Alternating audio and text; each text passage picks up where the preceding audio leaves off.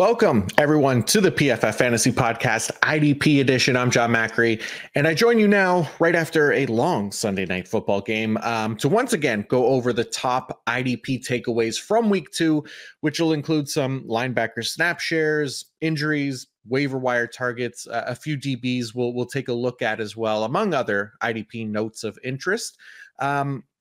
Again, like last week, I'm not necessarily going to go over every single game for this recap pod, but just some of the biggest kind of takeaways that can help us prep for our waivers and the early portion of our week before I release the full IDP fantasy report on Tuesday, which you'll be able to get access to with a PFF Plus subscription. And in there, you'll find my full list of waiver targets for the week, as well as snap shares and usage for every single IDP, pass rush metrics, a lot of my thoughts in there as well. So I promise you, it's well worth the price of a subscription. If you're going to pay for any IDP content this year, make it that. All right, now that I've got my little spiel out of the way, let's dive into week 2. And we'll start right away with the kind of like, I guess, the injury news that we can highlight, maybe some of our top waiver wire targets here to kick us off heading into week 3. So we'll start way back on Thursday. So looking back on Thursday night's game between the Buffalo Bills and the Miami Dolphins, where Terrell Bernard suffered a pectoral strain, which is going to land him on IR most likely. So he'll be out at least the next 4 games, I would assume, but not necessarily for the season, it sounds like. So that's good news for Bernard. But in the meantime, we need a replacement. And surprisingly, it wasn't Dorian Williams who just moved into an every down role, which I guess can still be possible. But if this game told us anything about who the Bills trust as their 100% green dot linebacker, it's none other than Baylon Spector. So don't feel bad if you haven't heard of him, because even most hardcore IDPers aren't going to be aware of him. But regardless, we should probably get to know him because the Bills deployed him in a 100% snap role, which led to double-digit tackles on the day. And that's 100% of snaps once Bernard was out of the game. He played over the veteran Nicholas Morrow, over preseason darling Joe Andreessen, who wasn't even active for this game. So unless we hear kind of otherwise leading into week 3, Baylon Spector can be treated as one of the top priority linebackers off the waiver wire this week, with Bernard expected to miss some significant time here. But there are other waiver wire linebackers that we can target if we miss out on Baylon Spector, for example. So we'll head over to the New York Jets. Honestly, this, again, I'm going to talk about a few linebackers here that were hurt. It was a pretty bloody Sunday for some of our linebackers, and probably no one more important than CJ Mosley. He was carted to the locker room with a foot injury. Now, no idea how serious this one is going to be, since they were talking about a toe. I don't know a lot of season-ending toe injuries necessarily, but at the same time, like, it could be enough to cause him to miss time.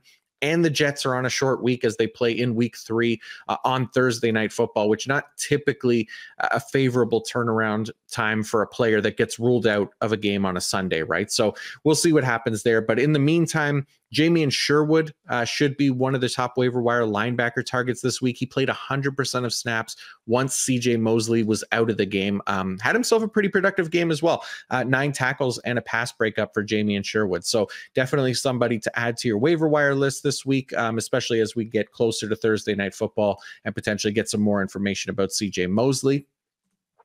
More from Bloody Sunday here. Another linebacker injury that occurred was to New England Patriots full-time linebacker Juwan Bentley, who suffered a shoulder injury in the first quarter after just 10 defensive snaps, and he did not return. It's unclear how much time he'll miss, but the Patriots play on Thursday Night Football in week 3 against the Jets. So a short week, obviously not ideal for his return. And after a pretty productive week 1 for him, like, there could be some value in that role for as long as he's out. And that replacement is Jahlani Tavai. Jahlani Tavai came in and played every snap once Bentley was out of the lineup. So Tavai, he only had 4 tackles in the game, so maybe he flies under the radar a little bit in a lot of leagues, and not a lot of people are maybe paying attention to the New England IDPs either, outside of Kyle Duggar. And well, now one of the last week's spotlight players, Keon White, who had another big game. But aside from that, Tavai could be a nice pickup for those in need if you lost like a Bernard or a CJ Mosley and aren't able to get like Spector or Sherwood. But again, there are more injuries and more waiver wire targets at the linebacker position this week. So in Seattle, one of the linebacker injuries. I believe we touched on the Seattle linebackers last week with Mike McDonald deploying 2 full-time linebackers in Tyrell Dodson and Jerome Baker. Unfortunately, it was Jerome Baker who was dealing with a hamstring injury coming into the week. Seems to maybe have potentially aggravated it in this game, played just 21 defensive snaps before he left and did not return. So rookie Tyrese Knight stepped in as the other full-time linebacker next to Tyrell Dodson. Knight only missed 1 snap from the time that Baker left the game until the end of the game when he came in to replace him. So pretty decent production from Tyrese Knight in this game, 7 total tackles for like a healthy 16% tackle rate. If we get more clarity on Jerome Baker's hammy, and maybe even if we don't, Tyrese Knight should still be a waiver target heading into week 3, since there's IDP value in that role as well for almost all league sizes, because again, we're seeing 2 full-time linebackers there in Seattle, and it looks like they'd be comfortable deploying Tyrese Knight in that role.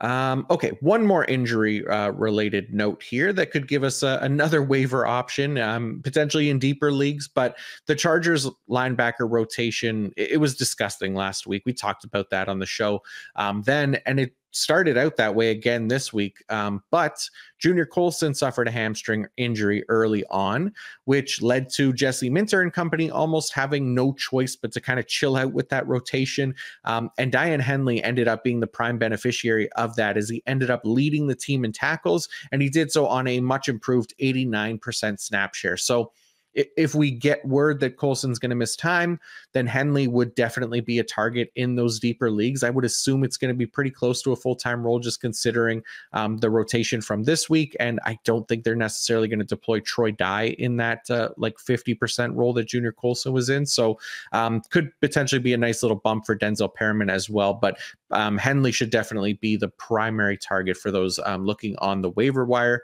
for a linebacker. All right, let's talk about some more positive situations that we got from week 2. And we'll start with Baltimore, where after playing just 70% of the defensive snaps in year 1, second-year linebacker Trenton Simpson upgraded to a full-time player in week 2, playing 100% of the defensive snaps. Now, this is undoubtedly encouraging after last week. I think it says a bit about how the Ravens might want to game plan their defense a bit, and they may have taken Trenton Simpson off the field more in week 1 because they were facing Patrick Mahomes and the Chiefs passing offense, where they weren't likely as concerned about the Raiders offense. Though after that result, maybe they should have been.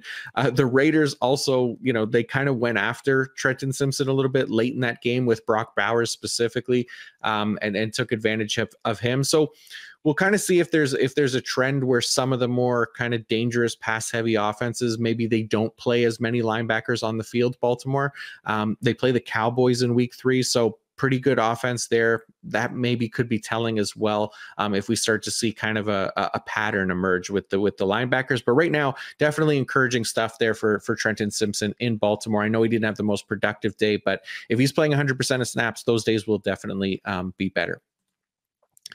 How about some more positivity? Ernest Jones did not take long at all to move into a full-time role for the Tennessee Titans.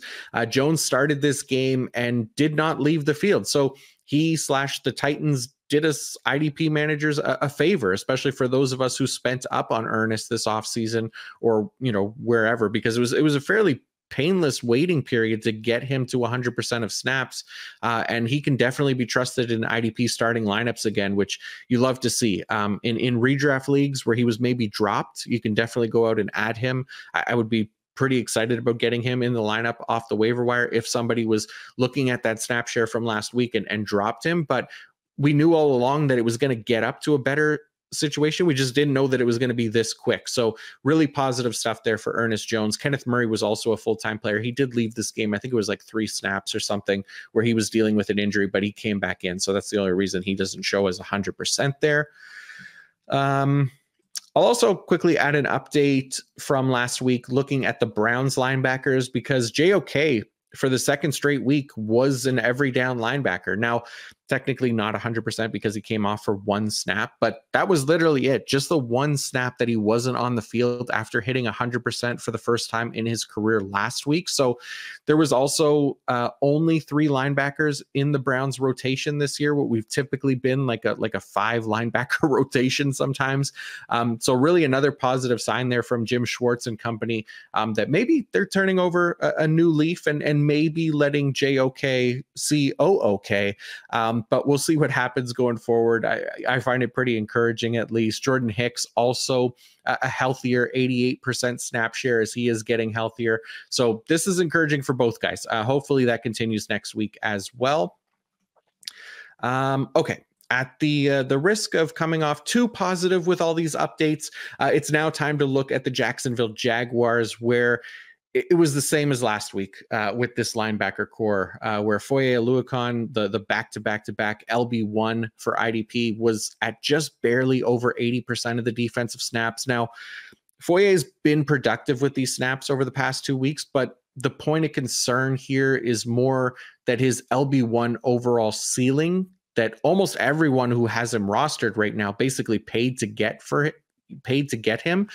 That's not going to be there with this snap share across an entire season, right? So to me, that kind of keeps him away from the LB1, like top 12 rankings each week. He could be fairly close, but again, he's been productive here.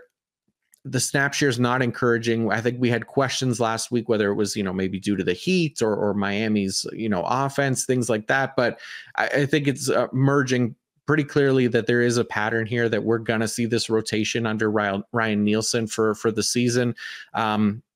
With Foye being productive, I think that opens a pretty decent sell window here that you might be able to take advantage of for IDP managers that, can get creative with it and still potentially get like an LB1 level return in trading Foye, whether that's in the form of draft picks or using him in a package to upgrade an offensive position, while maybe also getting like a low-key full-time linebacker back in return. This week could be a good week to kind of explore those options before too many people catch on, really. So a little bit concerned about Foye.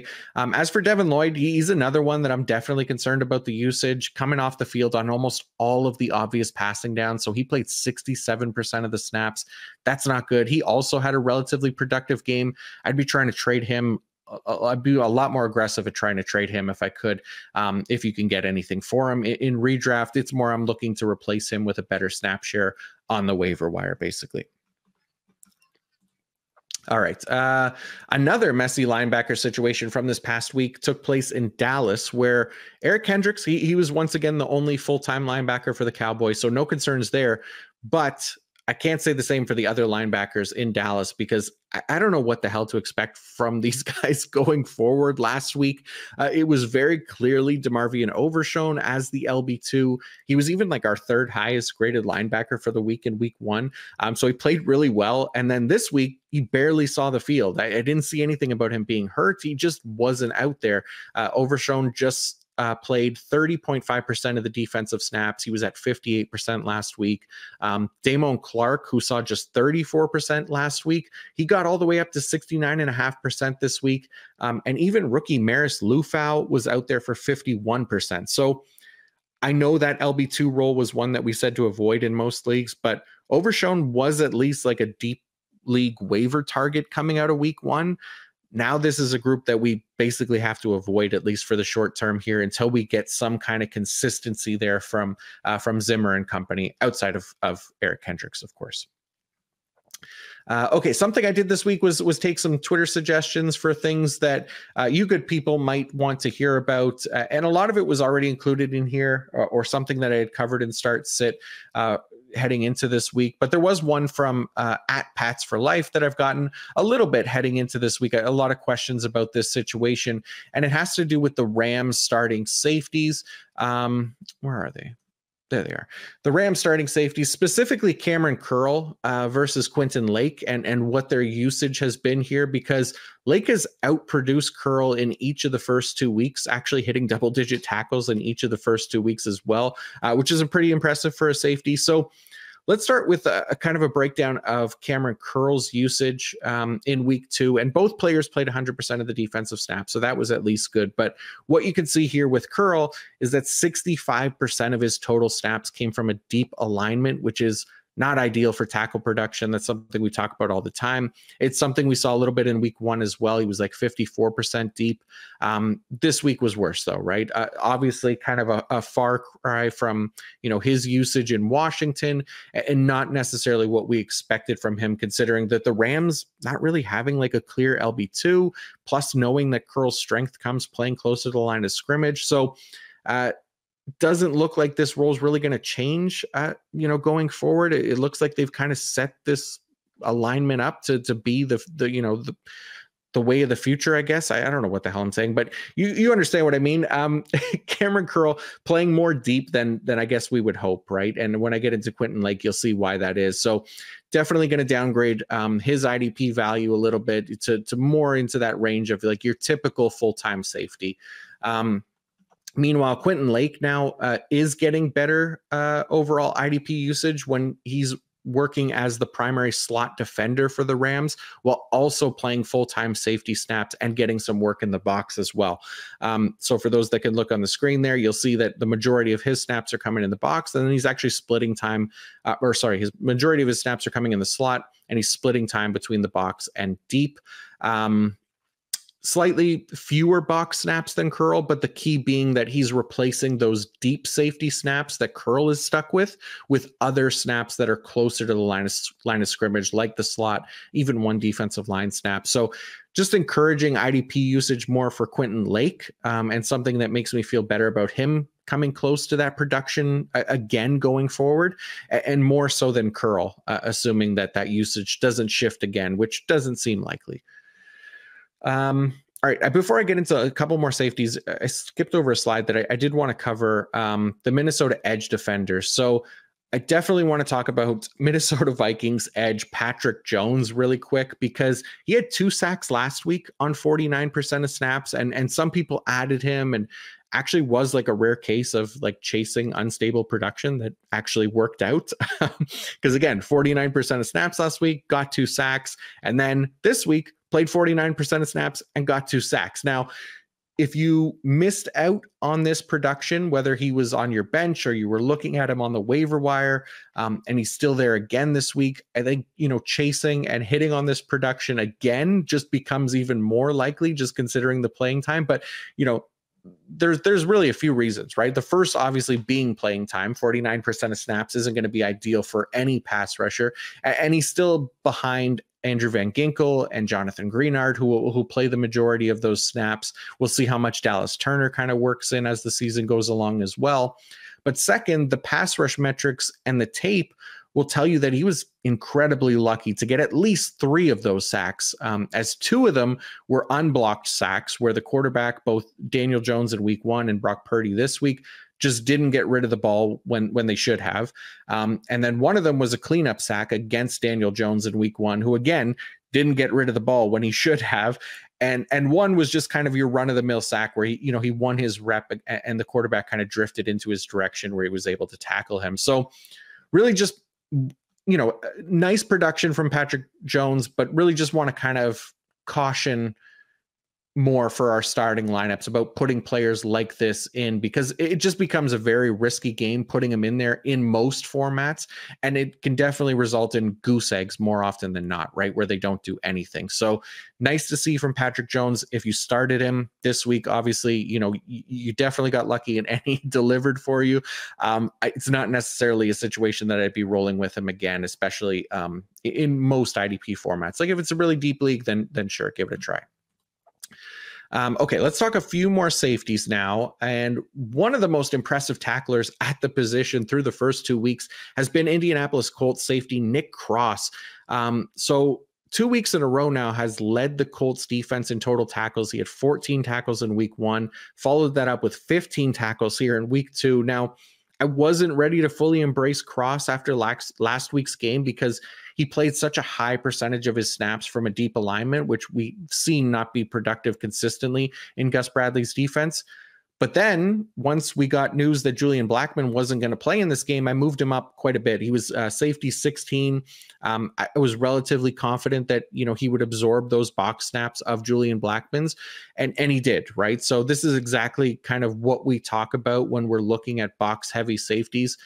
Cross delivers a perfect example of what that production can look like, with a 15 tackle game on 52% of his snaps coming lined up in the box. So it's unclear how long Julian Blackmon's going to be out, but as long as he is, this is the type of usage that we should be looking to target in waiver wires or wherever we can in our IDP leagues, because this is exactly what we want from our IDP safeties. It's ideal usage. Well, it might change when Julian Blackmon comes back. It most likely will, just because that's what we've seen Blackmon play in the past, more in that box role. But for now, Nick Cross definitely somebody that's more widely available, and we could take advantage of that usage there. Okay, let's finish things off with some sweet Chinn music, or not so sweet, since he didn't do much with all of his snaps. But I did want to highlight Jeremy Chinn of the Washington Commanders, because last week he only played, I think it was 79% of the defensive snaps, which it definitely led to me fading him in the rankings this week and letting others know to sit him as well. It paid off if you sat him, because I think he only had one assist in this game, might have had a fumble recovery as well. But there's actually at least some reason for optimism, because he did play full-time snaps this week, was actually one of the few Commanders players to play 100% of snaps. So that was definitely the encouraging part. Decent snap share in the box. It was around 32, 33%. Now, Dan Quinn can be fickle with his safety usage, and this could very well change next week, but at least something that we can kind of keep an eye on now, since he does get decent box usage and has a history of being an effective IDP, even though we haven't seen it yet this season. So that was the last kind of point there, just to kind of highlight another safety. But that's going to do it for this week. I really hope, again, you guys found that helpful. If you did, all I ask in return, if you like and subscribe to the YouTube channel, or leave a 5-star review on Apple Podcasts or wherever you listen to your audio. Those types of things really help a ton, and I definitely do appreciate it. Again, I always want to shout out the PFF data collection team, as always, for whom this data would not be possible at such a quick rate. Forever and always the best team in the multiverse. As always, also feel free to ask questions in the YouTube comments as well, and I'll try to get to them as soon as possible. I'll be back later this week doing a full week 3 IDP preview with Jeff Pomazal from the IDP show. That'll be out Thursday morning, I believe. And again, be sure to check out the IDP fantasy report when it drops on Tuesday. Well worth the PFF Plus subscription. Again, if you like this information, then that is just me doing the exact same thing, except for every team and including charts for all the IDPs. So more detail there, basically. We'll also get the IDP rankings up Thursday morning at the latest. So thank you all again for watching or listening. And until next time, peace out.